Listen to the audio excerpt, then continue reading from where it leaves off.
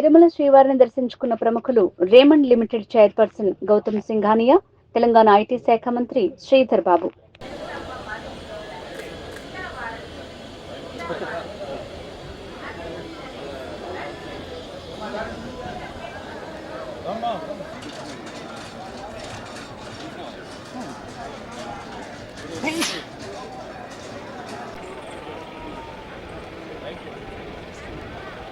Thank you, brother.